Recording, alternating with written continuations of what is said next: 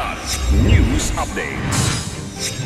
Sa ating mga balita, pagpasok ng Chinese vessels sa Philippine Rise, kinondena ng mga mambabatas. Veteranang aktres na si Jacqueline Jose pumanaw na sa edad na 59.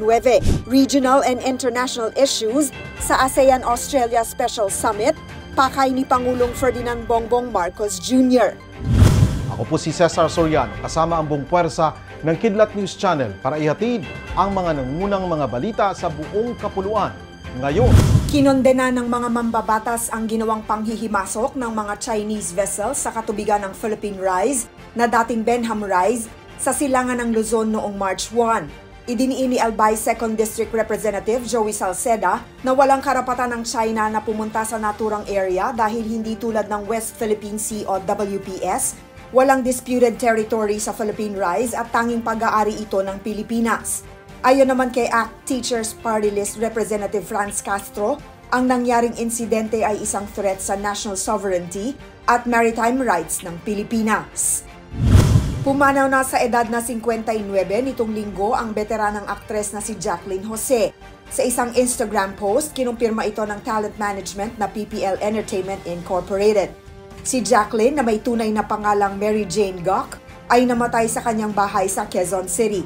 Umani ng maraming parangal si Jacqueline Jose kasama ang Best Actress Award sa 2016 Cannes Film Festival para sa kanyang role sa pelikulang Marosa. Humihiling ang mga pamilya ng Gok at Eigenman na ipagdasal ang kaluluwa ng pumanaw na aktres at bigyan sila ng respeto na pribadong magluksa. Lumapag na kagabi si Pangulong Ferdinand Marcos Jr. sa Melbourne para sa ASEAN-Australia Special Summit. Kasama ng Pangulo si First Lady Liza Araneta Marcos na tatayuring delegate ng naturang summit. Ayon kay PBBM, ang pangunahing layunin ng kanyang pagdalo sa ASEAN-Australia Special Summit ay muling ipahayag ang posisyon ng Pilipinas sa regional and international issues kabilang ang usapin sa teritoryo.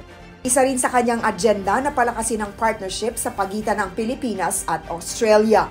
Para sa Kidlat News Updates, ako si Rosalyn Sinchonco, nag-uulat. atin niyo pong natunghayan ang mga headlines sa mga nakalipas na oras. Manatiling nakatuto para sa susunod na updates at breaking news. Ako po si Cesar Soriano, kasama niyo sa bawat pagputo ng balita.